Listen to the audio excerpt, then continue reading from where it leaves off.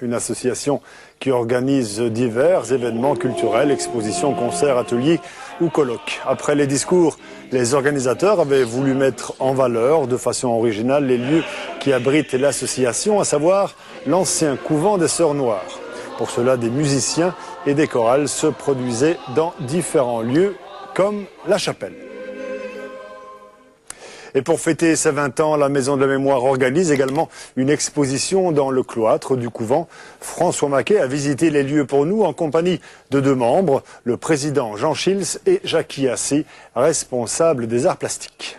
Alors Jean Schiltz, bonjour. La Maison de la Mémoire, c'est tout d'abord un lieu. Est-ce que vous pouvez nous dire quelques mots sur ce couvent ici? Oui, effectivement, c'est donc l'ancien couvent des Sœurs Noires. Les Sœurs Noires se sont installées ici au début du XVIe siècle.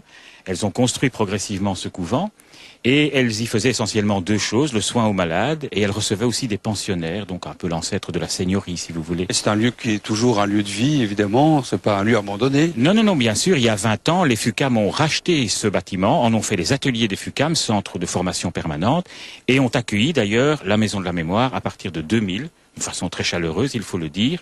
Et nous sommes donc maintenant les partenaires des FUCAM dans ce bâtiment et nous revitalisons la dimension culturelle de ce lieu. Voilà. Et votre Maison de la Mémoire, elle a 20 ans. Absolument. Et cette année, et donc vous racontez tout ça dans l'expo qu'on va voir. Voilà. Ok, allons-y.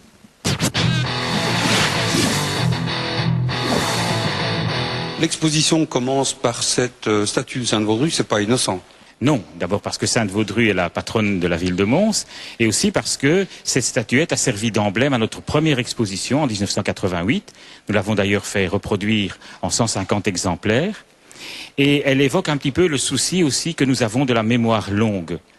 Donc nous estimons que la mémoire longue est une chose importante pour se situer dans le monde dans lequel on vit. Et la mémoire, évidemment, de cette ville de Mons, de lieu où vous vivez, quoi. Oui, tout à fait, tout à fait. Cette mémoire se matérialise essentiellement dans le patrimoine. Pas seulement le patrimoine matériel, mais aussi immatériel.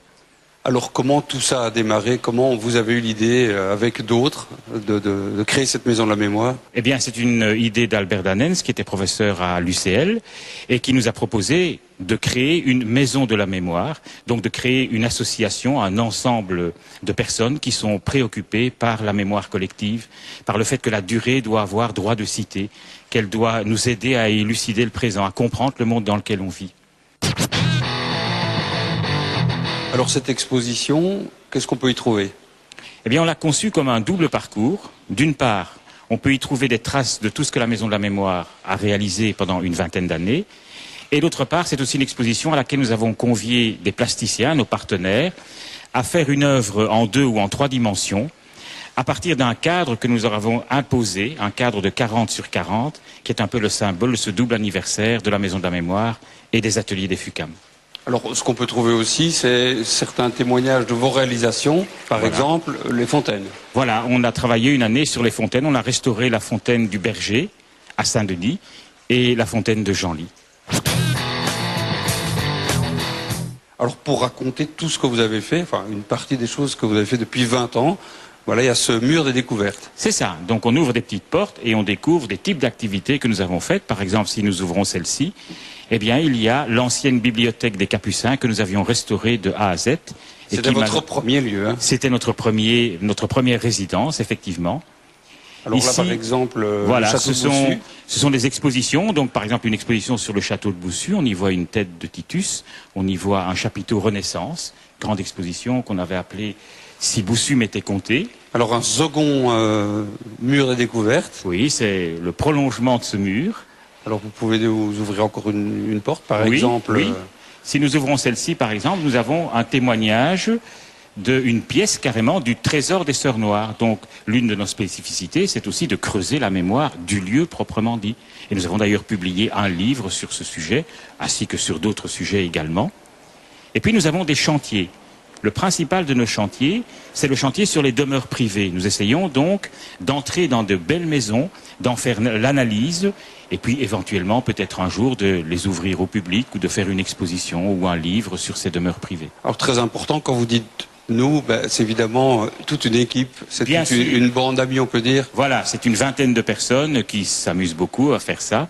et qui sont véritablement l'âme de la Maison de la Mémoire, qui la porte depuis A jusqu'à Z, puisque nous n'avons ni subside ni permanent.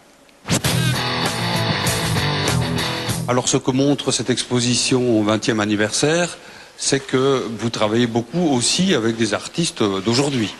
On travaille beaucoup avec des artistes d'aujourd'hui à 3 niveaux. On les accueille pour des expositions personnelles ou des expositions de groupe.